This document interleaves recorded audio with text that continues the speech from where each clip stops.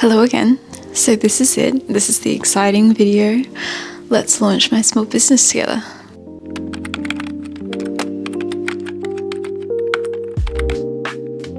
So in the last weekend diary, I was working to finish off my collection and finish off my handcuffed comb. So that's all done. All of the illustrations are done and the comb is done as well.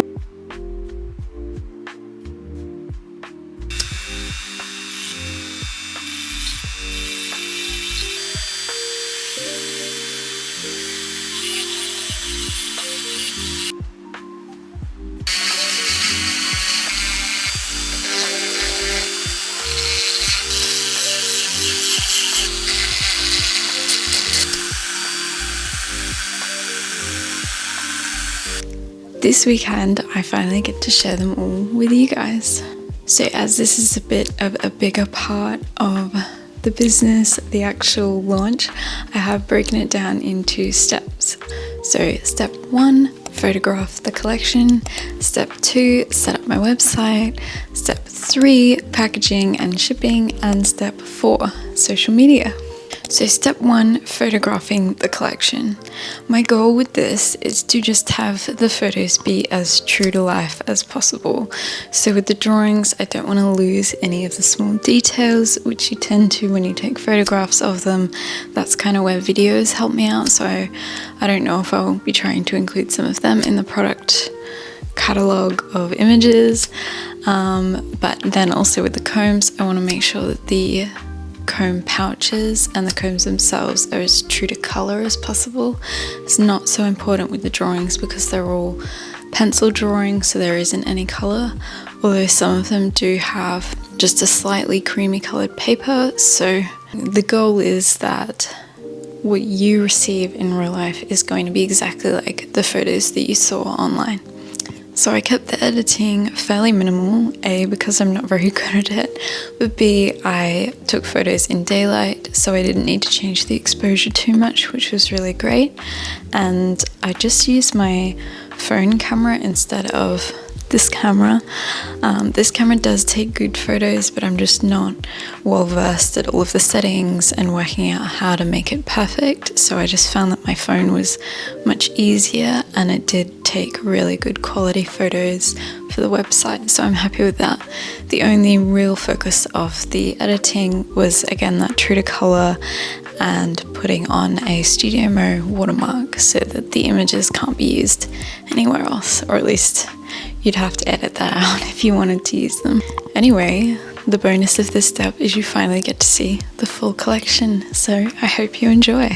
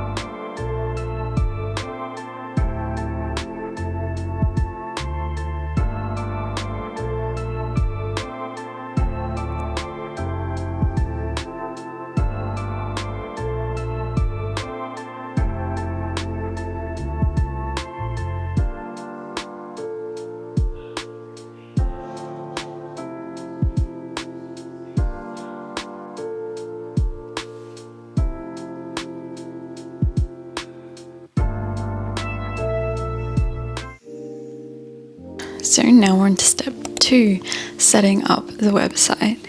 This was such a long process, much longer than I thought it was going to be, because of course you've seen in my last video I have launched my website, the base of the website at least, so it was really just about creating the shop page. Don't be like me, do this beforehand, don't do it the day of, because it was really rather stressful.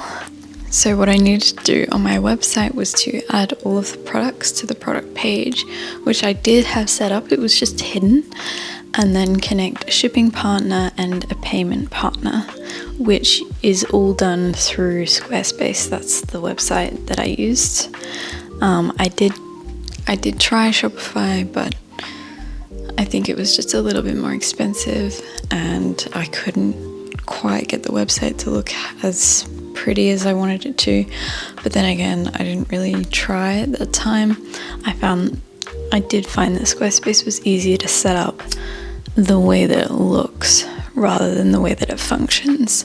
I'm sure that Shopify, it's easier to set up the way that it functions as opposed to the way that it looks. So it's just up to whatever your priorities are. So the photos, the titles, and the prices were all relatively easy. For the prices, what I did was break down all of my purchases up until this point and relating them to which product they related to. So the illustrations, there was a scanning fee and a printing fee. That was pretty simple. And then obviously the little bubble mailers that I sent them out with. And then whatever that cost was, I added on a little margin as the profit. But that margin also goes to things like the website and, you know, tissue paper, things like that I didn't put in. So the descriptions were a little bit harder because I felt like I had two ways of going. One was going really, really in depth with all of the meanings, the names, and all of that of my illustrations, and the other way was just to keep it simple and focus on my one core message of the collection of, you know, peace and joy and those small precious moments and holding on to them. So that's what I did at the end of the day. So they are really short and really basic descriptions, but I also figured they don't need to be perfect right now. At any point I can jump into my website editor and edit them and fix them up. So I just really wanted to get them down and in there because, you know, it's better to have something and then to make it perfect later than to have nothing. The website itself then prompted me for all of the other things. I think, you know, there's particular terms or tags that you can put in a website that search engines will pick up. So you could either do that manually or just let Squarespace work it out for you. I think I just added a few things to it that I thought might be relevant, but I'm not too well versed in that part of setting up websites. I think that's something that you learn when you do actual website building courses. So I did my best.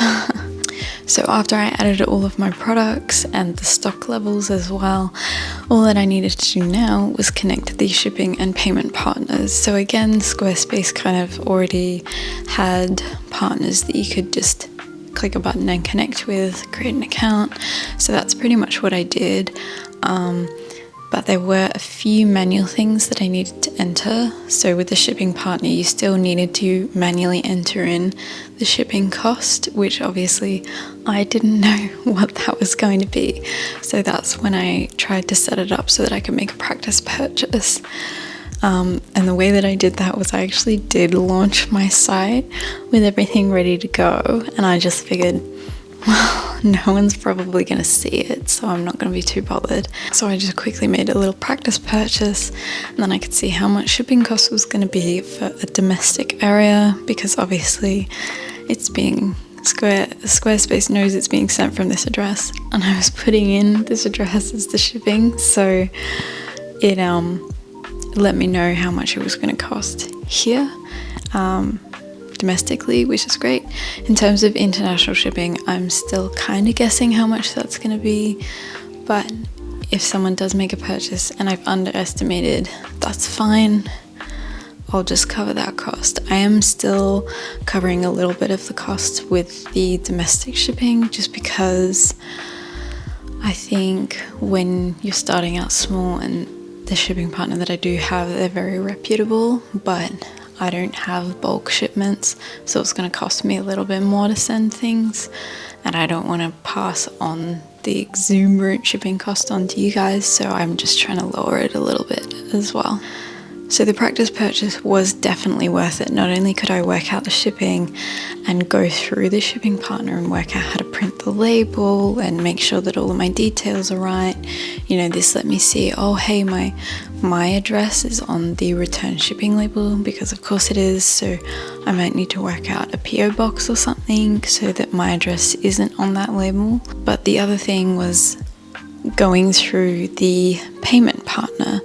So I worked out, you know, what's it gonna look like, how it's gonna give me tax printouts, all the money coming in and the money going out, and how the money does come out of my account.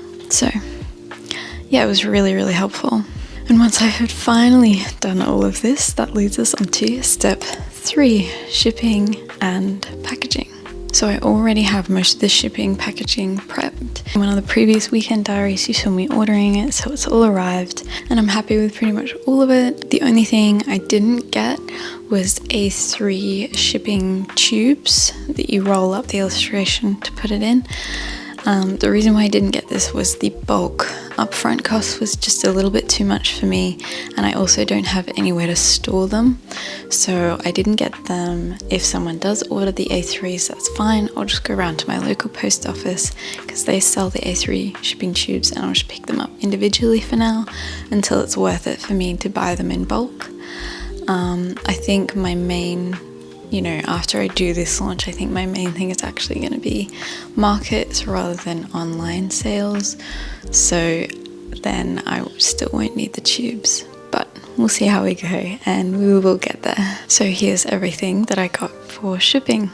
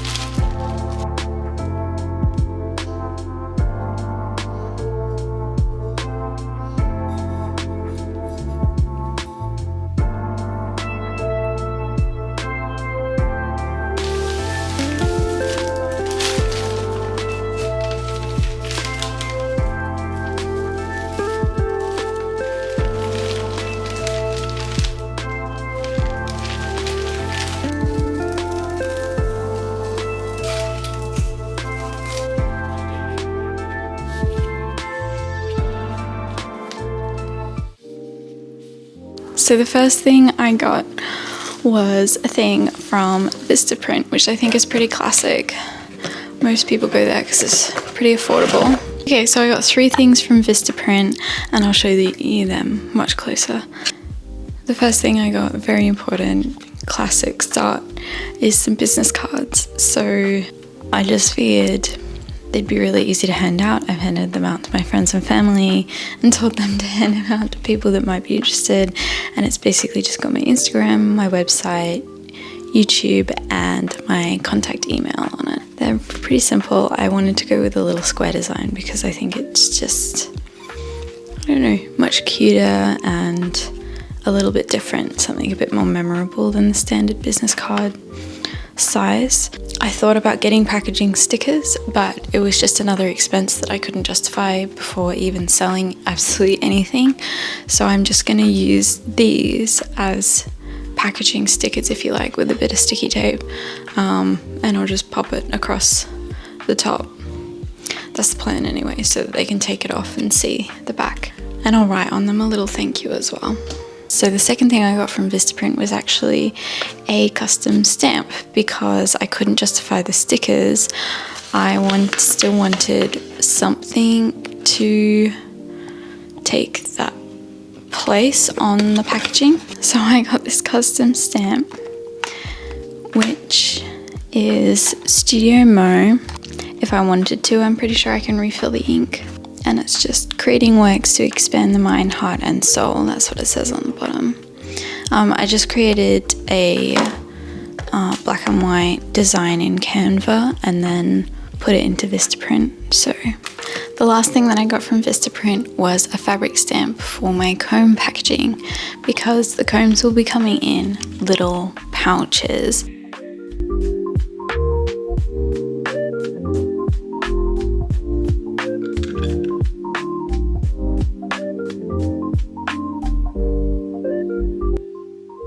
Okay, so that was the first thing that I got. And then the second thing was all of the actual physical packaging to send them to you. First thing I mentioned, all of the fabric pouches to put the combs in. I managed to find a wholesaler where I could just get 50 and not hundreds of them for a reasonable price, and which is really lucky because I have 47 combs. So 50 was the perfect number, really. The next is the interfacing. I think I got half a meter. I really didn't get that much. This is just on it because it has the instructions. But it's, yeah, you can't really tell. There's a fabric side which is really soft, and then a side which is just a bit rougher, and that's got the adhesive on it. All of this, I really thought about making it as affordable, and you know, the less it costs me, the less it costs you, but I still want it to feel special when you're unpacking it and when you receive your order, because packaging is really important. Next thing, ultra important, and the only way to reasonably get this was from a wholesaler, so I have 3,000 stickers now, so you all better order my stuff. I have do not bend stickers. Okay.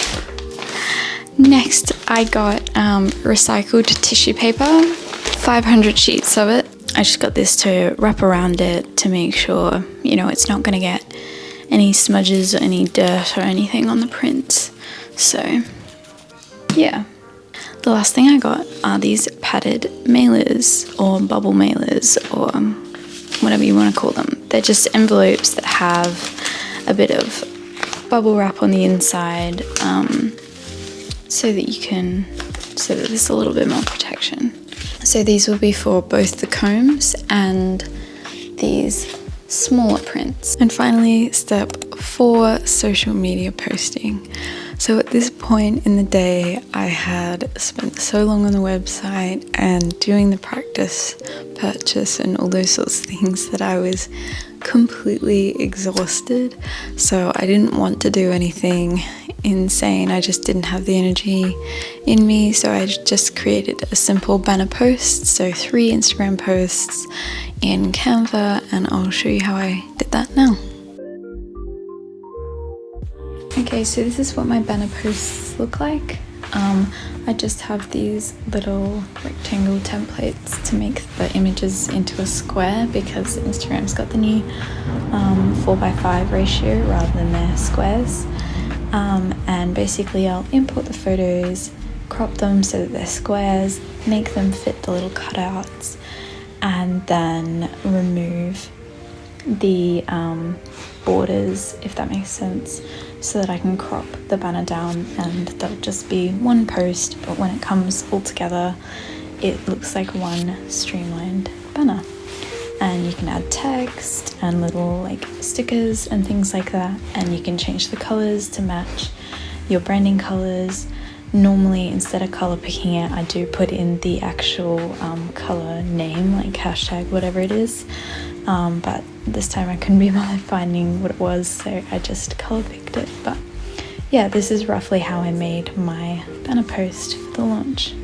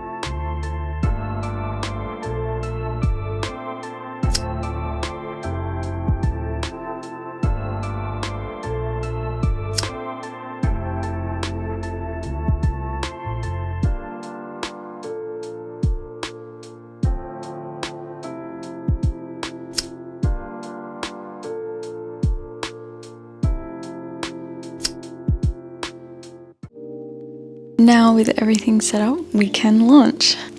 I can't believe I finally made it. Enjoy this little clip of me packaging my first order. There's still a few things that I need to refine, but I made it and I can't believe it's all launched and it's all done. And I think now I'm just going to take a little bit of a break. I must admit, immediately after launch, I felt embarrassed to post anything or to promote my products in any way. I think that was a bit of imposter syndrome took over for a moment. But I just need to remember I've got this, I've come so far, and I'm truly happy and proud of my collection. I'm no imposter. I've got this, I am an artist. So wish me luck for the collection. Go check it out if you're interested. This has been such a fun and exciting process. I must admit it has been a little bit daunting. You're doing something for the first time and you don't know how it's going to go and how to actually do it in the first place. But we made it, so I'm very, very thankful. I can't wait for the next steps of my business. Thanks for following along up to this point.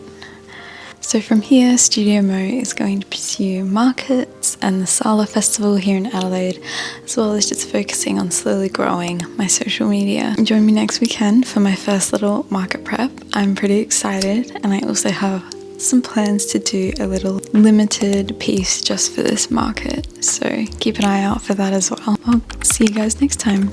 Uru!